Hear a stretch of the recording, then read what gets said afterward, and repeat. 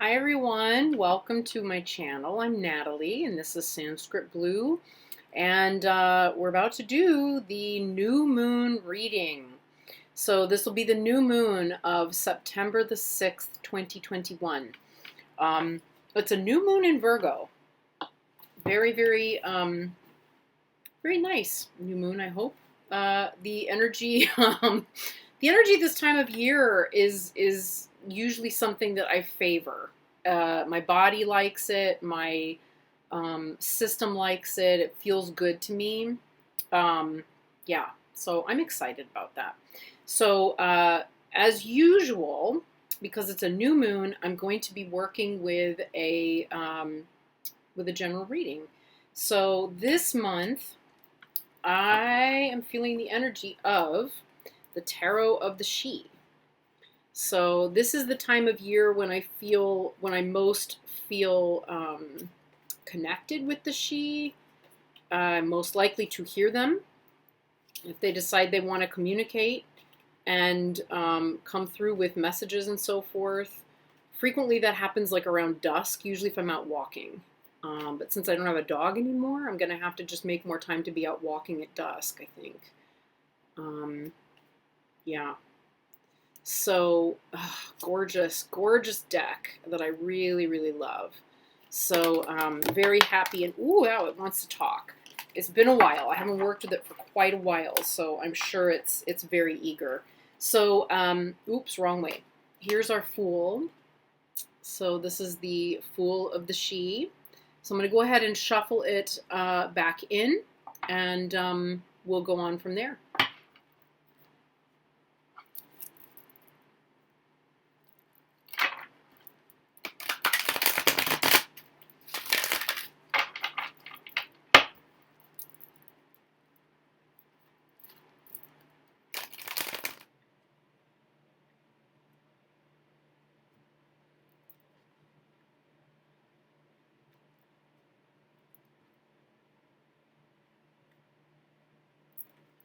Okay, so these are our 4 piles. This is called the opening of the key. If you're unfamiliar with a general reading, this could feel very confusing. I do refer you to the description box for further information and guidance. One of these days, I swear there really will be a video instructing about this, but you can also watch Benebell Wen's video. It's really, really excellent, and it's where I learned how to do it. So we've got the first pile, which corresponds with wands.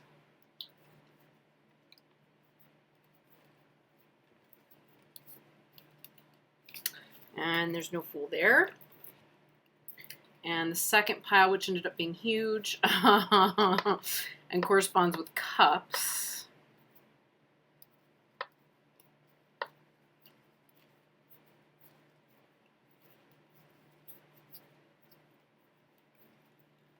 Nope, none there.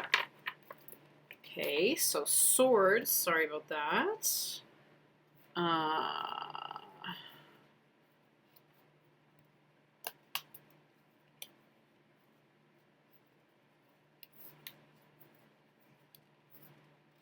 Wow, interesting. So we're in the earth pile for a new moon in Virgo. That's the only other possibility available to us here. Let's just double check that. Yep. So there's our Fool. We are in the earth pile. So the earth pile is a really good one to be in right now. This means that whatever comes up in the reading, we want to come back to the principle of those things in our lives which are ruled by the element of earth. So the physical body, the home environment, property, physical things, money, finances, food, the earth, like the physical earth itself and our relationship to it, you know, all of those kinds of things. And any problems that we may encounter, you know, in the coming cycle, you know, in the coming lunar cycle until the next new moon, there's something that we're going to be able to fix or understand best through the body and through physical experience of things. So if we're wanting to manage stress, we'll need to manage it through exercise, or we'll need to manage it through anchoring and grounding practices, you know, in the body, taking the shoes off and standing physically on the earth, right? You know, grounding is, and keeping grounding is going to be a great way to get through things, to solve things, and to move things forward. It's a really good energy. What else? Yeah, through being as well, through being and through sensing, using the 5 senses. So a much more immediate, physical, present approach is what's going to be helpful. Earth is a slower moving dynamic.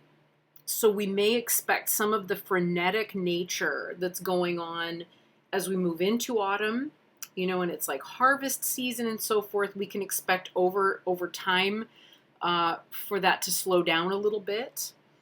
But of course, it's the focus right now. It is the focus. All right. So, and it's the lead up to the harvest moon. So what are the things that we're putting forward in order to make that harvest? I guess I could say too, we could say that the energy we're dealing with here is also the need to balance maybe some of that frenetic harvest energy with slowing things down. Also a possibility. Yeah. Finding moments where things are slow. Again, just staying calm, relaxed, and rooted and grounded with the earth itself. Okay. So, since most of us are not physically going to be working the fields and harvesting where that would happen naturally anyway, we're just going to be feeling that frenetic busyness. Okay. So, I'm a big fan of this deck and these beings. Let's see. I tend to just want to move to the left. I'm gonna go with it.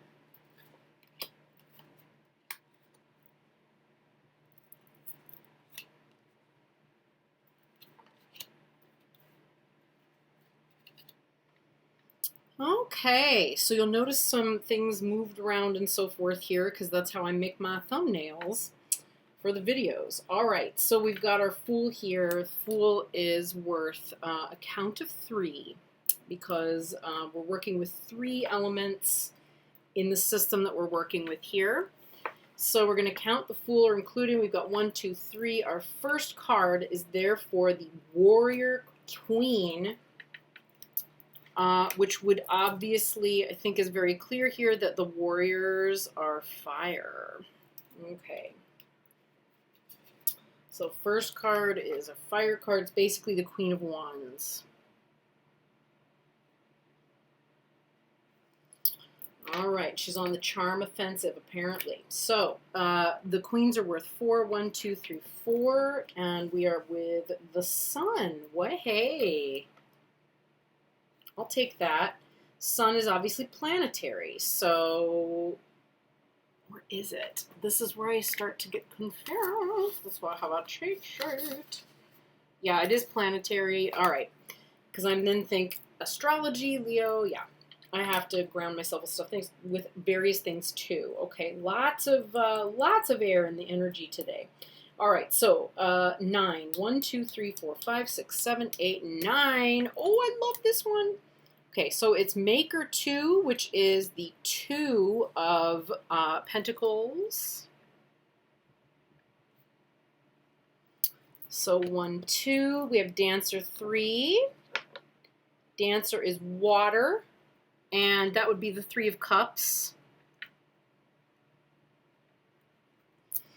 This is all going very nicely so far, isn't it? Okay, 1, 2, 3. We have the Chariot. Oh, thank God. Okay, the Chariot is astrological, so it's a count of 12. Yeah. So we've got 1, 2, 3, 4, 5, 6, 7, 8, 9, 10, 11, 12. I figured as much. Death was going to have to come into this reading at some point. I don't know why. I don't know why I'm saying that. I just felt it. And of course, then I found that the Death card was here in this pile. And I was like, yeah, it'll be in the reading. Okay, so we have Death.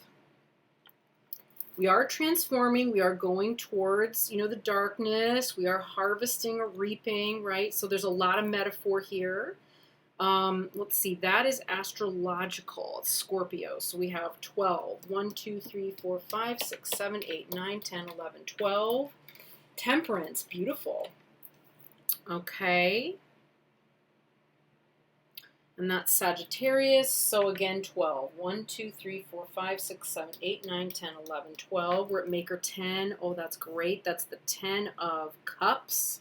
Or sorry, 10 of the round Pentacles. Pentacles, Maker. Okay, so 1, 2, 3, 4, 5, 6, 7, 8, 9, 10. Yeah. That feels about right. So we have 1, 2, 3, 4, 5, 6, 7. We have 8 cards, everybody. 8 cards. That's excellent. Nice balanced number. Okay, so we've got the Warrior Queen. We have the Sun.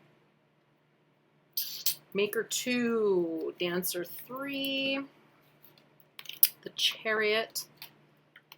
The Death. Temperance. And the Maker 10. All right, I'll see you on the other side. What a lot of energy. So we have a ton of energy coming through here in these cards. I'm aware that we're not going to easily see all 8 of them at one time. So we'll do a little bit of moving of camera and I'll physically pick them up and so on and so forth where necessary. But suffice it to say, this is a reading with a huge amount of energy. And I feel like we're looking at a space that starts now and goes well beyond, and I will tell you why, okay? Of great import, as before we officially start with, breaking it down, I think it's fascinating that we have got 4 major arcana cards in an 8-card reading.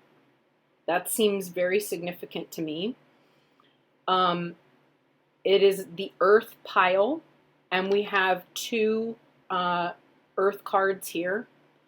We don't have any swords. The other elements are fire and water. It's just interesting. We also have all three septenaries represented here. So we have the first septenary, the second septenary, and the third. Also feels very significant. We're starting with a queen, we're ending with a 10.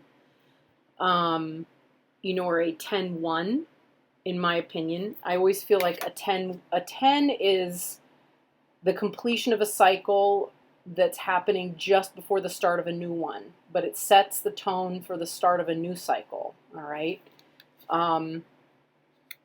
And I feel like we're looking at actually some patterns that stay with us all the way through actually to the end of the year. And I'll tell you why. It's justifiable based on the cards that we have, present here in the reading. It all hinges upon our ability to move forward with everything that's come before.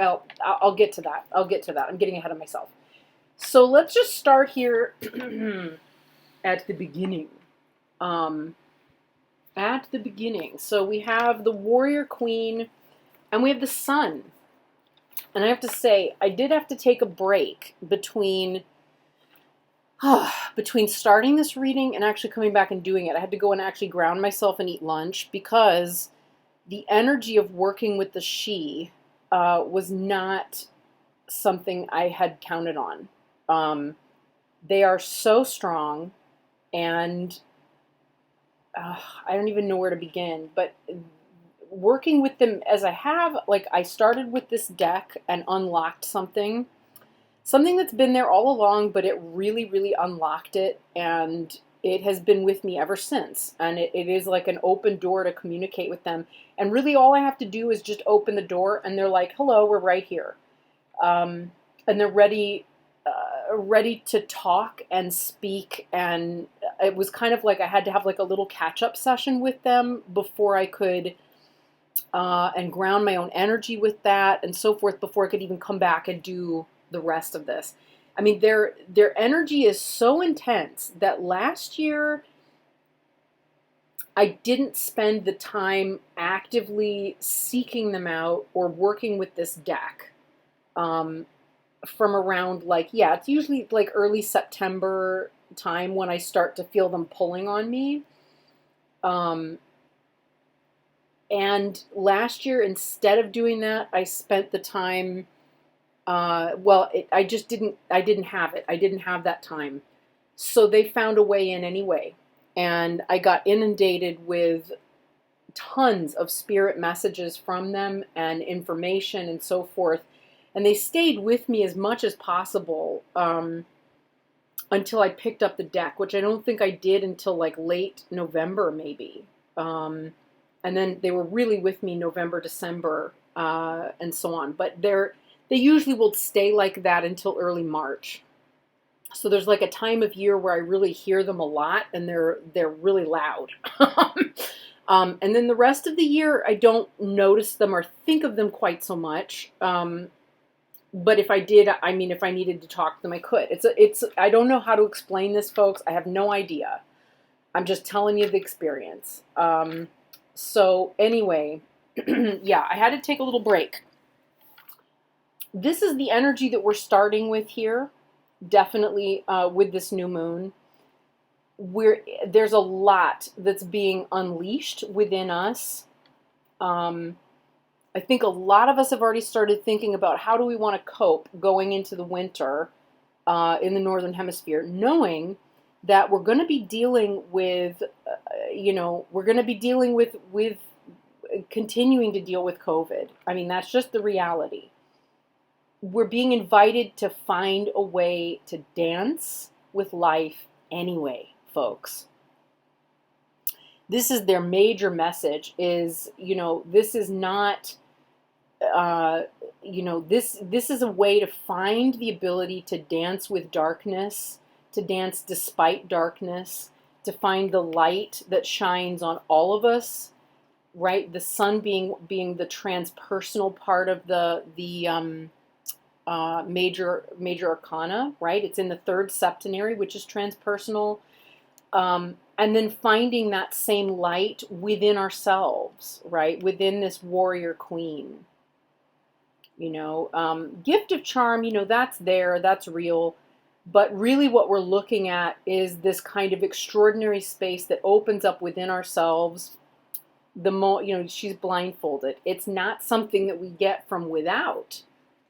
It's something we find within.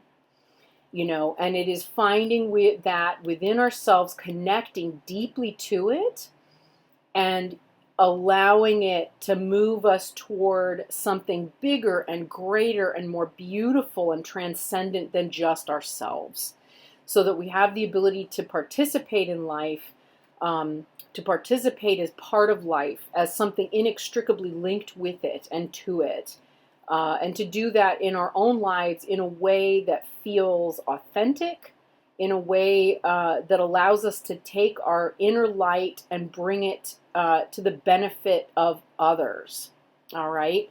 Now, that said, I did ask, this is an interesting part. I did ask, I felt a need for an oracle card.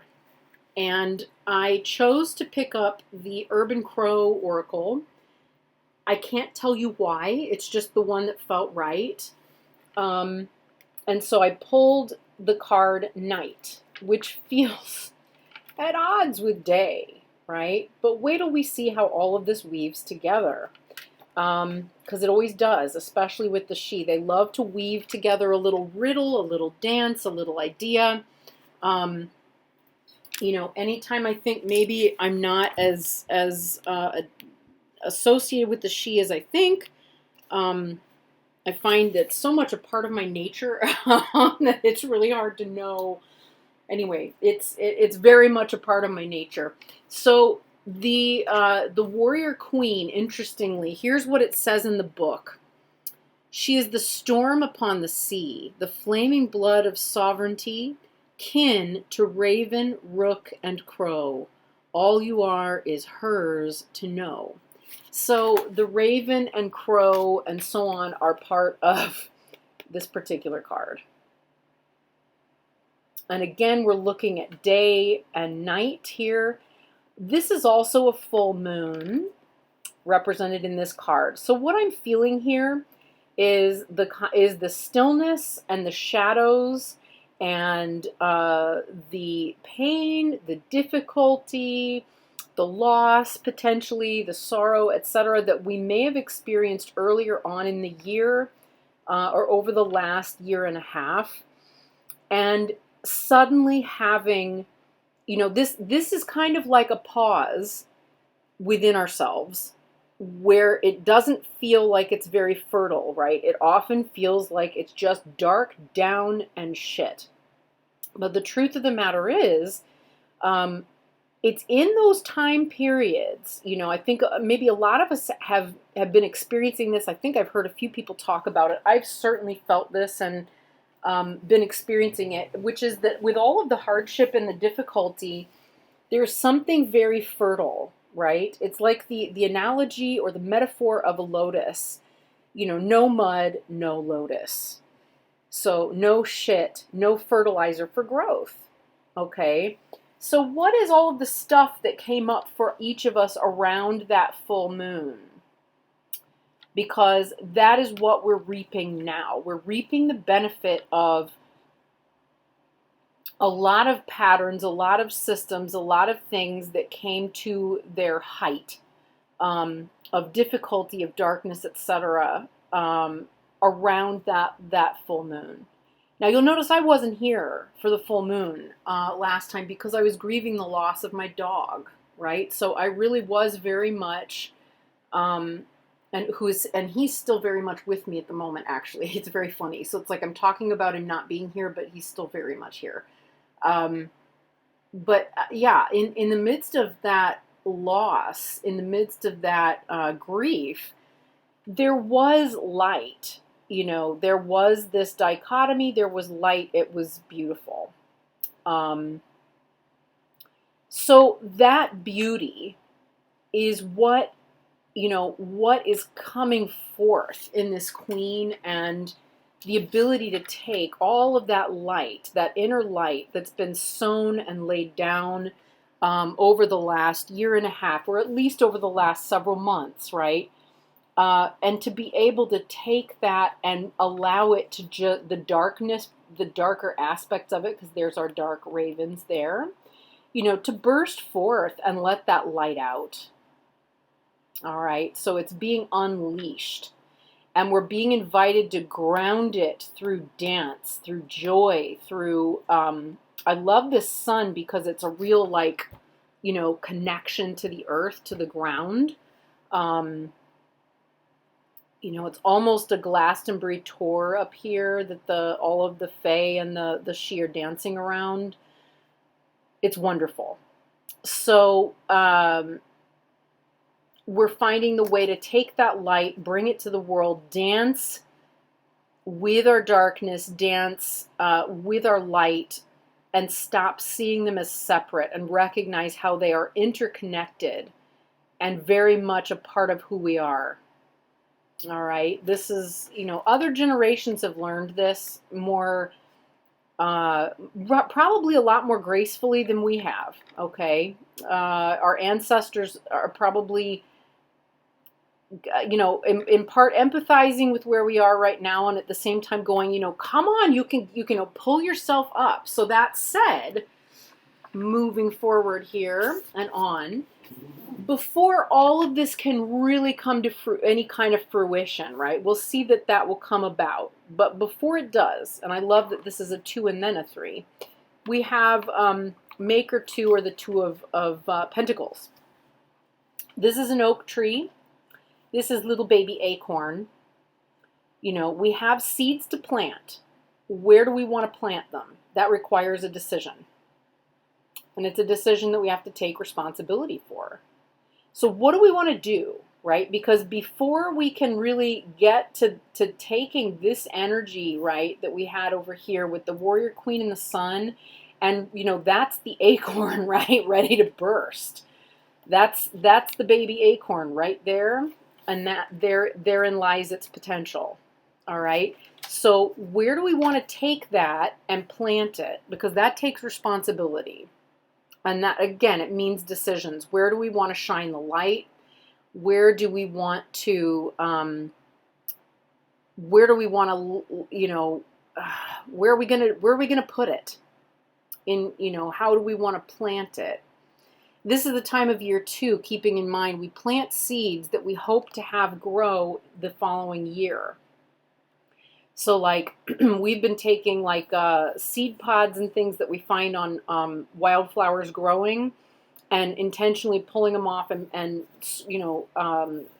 sprinkling them all over the yard or in the garden. I'm sure this week probably the doc is going to have me go out and plant daffodil bulbs for next year, etc. That involves making some choices.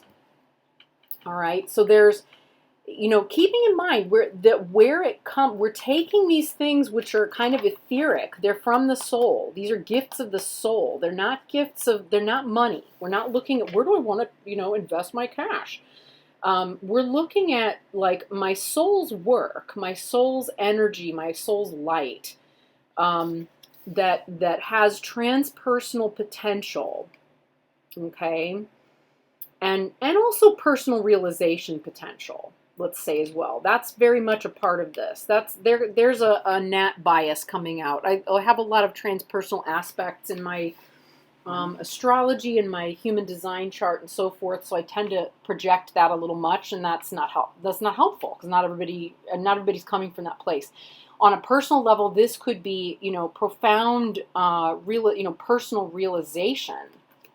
Okay. Keeping in mind, too, that if you have a personal realization comes through offering in a way that's transpersonal. So, but yeah, that realization is not anything until it's grounded, my friends. We have to ground it and plant it in the earth. So it's interesting that as we are harvesting stuff, we also have to look at where do we want to plant for the next season, for the following year. Okay, for 6 months from now. Because that's going to be important. That's going to be important for the following growing season. So we need to take responsibility for that now. As we do so, as we make those choices, which may not feel easy, but keep in mind it's only a 2, it empowers us. All right? It's going to feel good. It's going to feel really, really good to make that choice. It's going to be, in fact, it's going to bring us closer to the dance. It's going to bring us closer to feeling deeply emotionally fulfilled, connected with others with whom we may collaborate. 3 is very much about collaborating in order to make something new or to bring something to fruition. And the 3, again, numerologically speaking, we're looking at a 2 and a 3. We're finding the way to move this forward in order to ground it in reality with a 4 or higher, right? Those are the numbers that bring us closer to earthing that these impulses, these ideas, this inspiration, and bringing it to reality. All right, now in the middle, here we go. We got to come to the middle of the actual spread. So we had the first 3 cards. Now we've got the 2 middle cards that, upon which the reading hinges. So it's all fun and games up to this point. All right, it's all feeling pretty hot stuff. The difficulties in the darkness have brought us our own version of light and potential for realization. It's a choice of how we want to ground it and where. Where do we put that energy in order to and plant those seeds in order to make them grow into something real? And then finding potential collaborators and the ability to start creating. Okay, 3 is also a number of creativity. There's a lot of joy, a lot of compassion, fun, play, etc. As we start to look at how that comes to fruition, we're emotionally invested in it. Now, as we get to this midpoint here in the reading, what it's going to require from us is probably a little more than what we necessarily expected. But the good news is, with the Chariot, we have everything we need to move forward. It's just a much bigger responsibility than we maybe recognize at the outset. I can explain. So with this Chariot, we see the way in which we've got, the two sides of the horse, or what is this, a Pegasus, coming together. And we've got the ability to move forward, but we're taking, the she and Emily Carling, is that right? Carding, talk about bringing two paths together. We're taking two things. We're taking the dark and the light. We're taking the again, right? The night into the day, right? The hardship and the inner joy that comes about despite it. All of those things, we are bringing those together to move forward on a united path. Okay, so we're ending any sense of duality that we had about, I can't live my life until. All right, how many of us have said that? I don't know how to make any choices about my life and where I'm going and how I'm going to move forward until this, stupid pandemic is over, until this or that, until. Some people have been able to do that anyway, right? We all know this.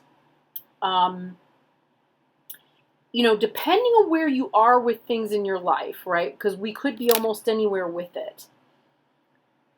You're at a place, finally, or, yeah, probably finally, we're all, those watching. I mean, there's a certain reason why there's certain of us watching, right? There's a resonant energy here. But it's time. It's finally time to realize, okay, these things don't have to be separate. We don't have to have well, if only this, then this could happen. We could say, well, this is happening, and these things have taken place, and they are leading me in this direction. And you can take all of it into account in order to move that path forward. I mean, I felt that intensely, for example, when finally everyone was vaccinated, and we initially thought, like, whoopee, or everyone could be vaccinated. Not everybody was, but, people could become vaccinated, and it was open to all. I started immediately thinking, oh, yes, I know exactly how I'm going to use that energy. I know what I want to build. I know what I need to do. I know how I want to move forward. Only to just at the point I was starting to trust that was feasible was about the point within days, literally, was the point at which I realized, nope, this is not going to go that way. This is just not going to go that way. The Delta variant is here, and we're not. It's getting vaccinated people as well as unvaccinated. Because pay attention, and you'll hear it anecdotally on the ground before it catches up with the data enough for the CDC and scientists involved to be able to put it out as information. All right. So that said, a lot of us were kind of in a limbo. It definitely put me in a limbo. What's happening now is the ability to understand why that limbo occurred in the first place, right? Why that, like, oh no, I feel relegated back into the darkness and the night, happened. There is something very fruitful about the pauses, and the time to let things germinate. But we're now ready to unite those paths and say, okay, these are the conditions, this is what's happening, and you know what, here's what I've gotten from all of that, and here's how I want to move it all forward. Okay, now, let's look this way. A little turn to this direction, and remember that we ended up with the Death card coming up next. So how does, that could leave us wondering, like, what, we're going to go headlong into death? No, We're not. I just had a dialogue with the she about it, and if you look at this card, we're not looking at a traditional death card. All right, we're not at all looking at a traditional death card. I'd like to read, this is a new moon. All right, so we know for sure, and so is this. That's actually eclipse, but you know, an eclipse like this comes about because of a new moon. So we've got a lot of new moon lunar energy showing up in this reading. All right. What else? Oh yes, there's a little chunk in the book I wanted to share with you about this death card, which is unique to it. She writes, it is a new moon time, a time of endings and beginnings. Is it a coincidence that the first light of the crescent as it forms after the dark of the moon resembles a scythe? It's here to remind us to cut away that which is not needed to make room for the new life. Okay? Just as the darker the moon, we are more able to see the beauty of the stars. Sometimes we need seemingly dark times and loss to remind us of the beauty and value of what we have and are intrinsically. Right? So again, we're being reminded, even though we have all of this light and sun and full moon and dancer and so forth on this side, we've got all the light on this side, we've got all the dark coming this side, although the Maker 10 is not so dark really. Really, we could argue that the Temperance isn't either, but you know, as we move into the autumn, as we move to this new moon and on to the next new moon, I believe, yeah, we're gonna need along this path as we move forward to look at what do we need to let go of, because we need to lighten the load. So we're going to be asked to lighten the load. We're going to be asked to shed things that are unnecessary. So what are we reaping? What are we, you know, we are sowing some things. This Maker 2 is telling us to look at where do we want to plant. But at this time of year, we are also reaping. And interestingly, if we look at this particular balance, we have sowing and we have reaping on either side of it, right? The Grim Reaper. So what is it that we want, you know, as we're planting stuff, you know, we're going to sacrifice some things as well as we move forward. So as all of it unites, we're moving forward. And I would say too, we're moving forward in time as well, all right? This is going to take us up into Samhain, because this is the card in this deck for Samhain, right? So this is, you know, for Halloween or around that time, for that Sabbath. Now, I actually don't celebrate those Sabbats, but, you know, you can't do any of this without encountering with it and having it become, you know, the Wheel of the Year become part of what you're paying attention to, right? So we're looking at, and who doesn't love, not death, but, you know, who doesn't, I do, but, you know, who doesn't love, you know, Halloween in this community? I think we're all kind of enjoy that. So as we look at moving forward from now, right, here's a new moon until the next new moon, which brings us closer to Samhain, and I think through Samhain. What are we cutting loose of? What are we letting go of in order to bring to fruition all of this? Okay. That's what we need to be looking at. And for some of us, it's going to be relationships. For some of us, it's going to be, I mean, this is scorpionic territory, right? So it's going to go deep. Are there patterns? Are there beliefs? It's, you know, is it, I mean, how do we want to do that? What needs to be let go of? And then as we move beyond that, I believe time-wise, letting go, right, reaping and getting rid of things, cutting them loose, is going to give us this tremendous insight, balance,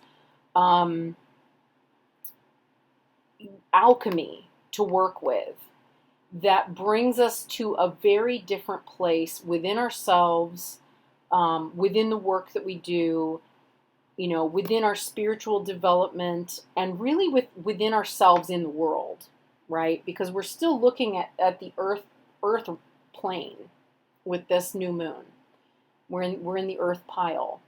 So we're still dealing with, a balance within the self, an alchemy within the self, in order to have something that becomes real and grounded in reality. This is her card in this deck for Yule.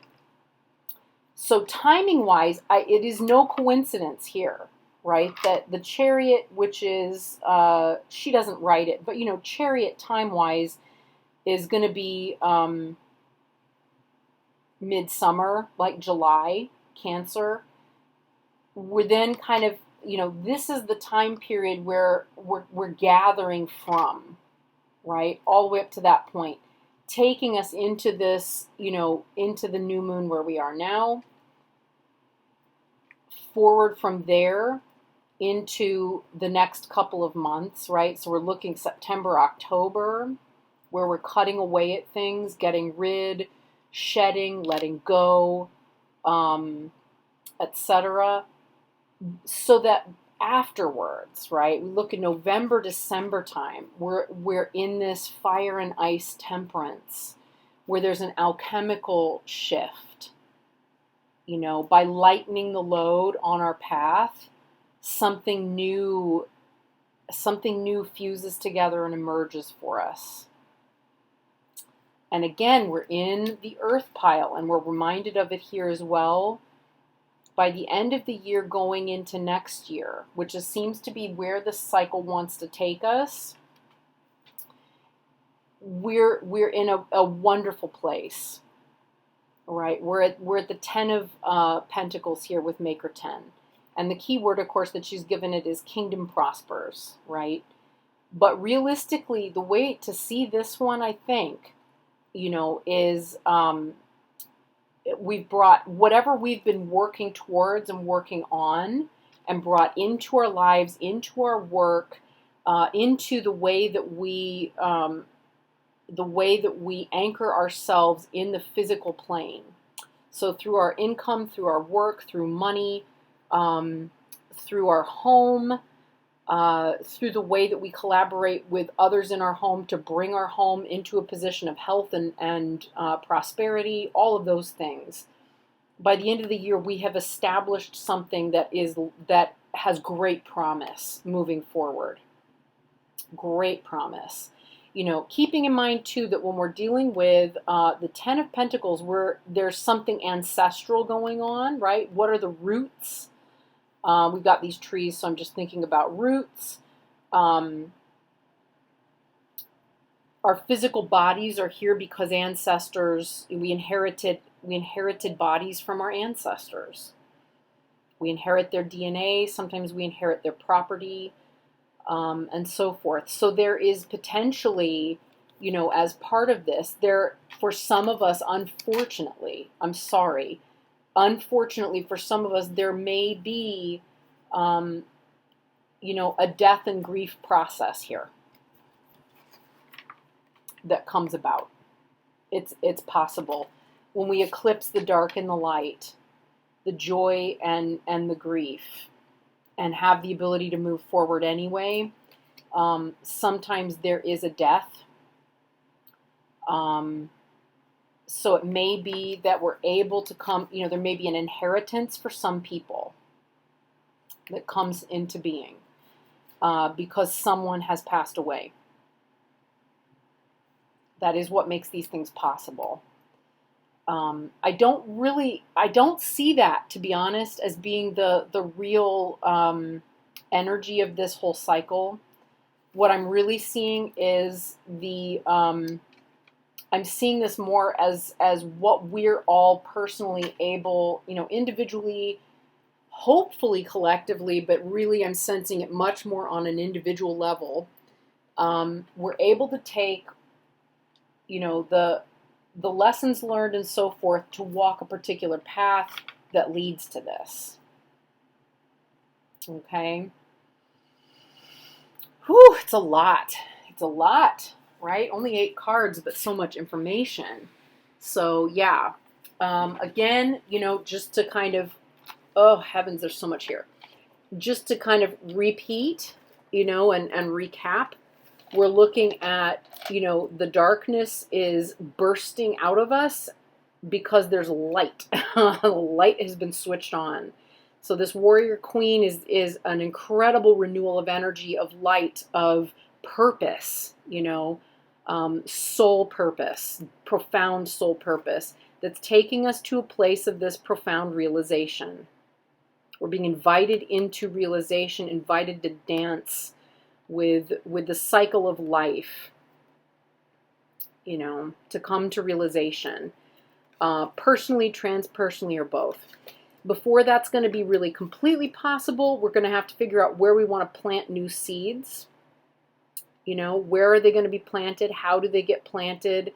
You know, there's some details to work out that we have to take responsibility for. Once that's done, the joy that we feel brings us all of that renewed energy to find, you know, a more embodied, a more physical means. You know, when we bring in the emotions, that is when we begin to really start attracting and manifesting, right? Because we're now embodied in the emotions. So as we work with that, it helps us pull together our path of dark and light. You know, the difficulty that we've had, as well as the inspiration that's resulted from that time period, eclipsing one another through this new moon in order so that we can move forward, okay, with tremendous renewed purpose.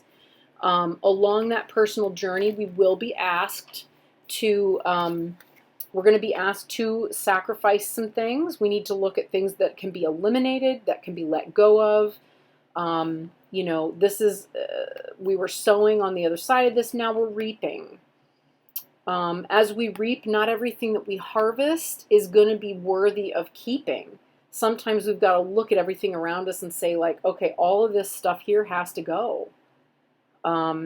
We're in the, I really feel like we're in the earth pile this week, so I'm feeling strongly that a lot of that could be physical. It could be actual stuff. Shedding things, getting rid of stuff in the home, things around us in order to make more space, right? Yeah, I think that's a big part of it.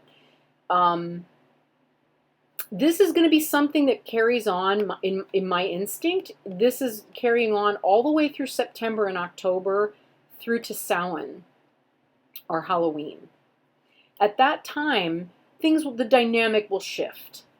We've let go of things, we've lightened up. Then there's space for this beautiful alchemy of the Temperance card to come into being that begins to help us know that purpose very deeply. I mean, Benebell Wen talks about temperance as being meeting our holy guardian angel. You know, there is a renewed purpose. There's a realization to this purpose. There is the ability to move forward on purpose and bring things to fruition. And that's a good thing because we're going to ground it in reality by the end of the year. And by the end of the year, we're going to either reap that benefit, or we're going to see in some version in earthly form of how the kingdom can prosper. You know, there will be something, there'll be something to hold in the hand that is evidence of the kingdom prospering for each of us. Okay? All right, friends, that was a bigger one than I ever could have anticipated, but there we go. This is how it works, you know. I hope you found it useful and beneficial, and I will see you again next week. Take care. Bye-bye.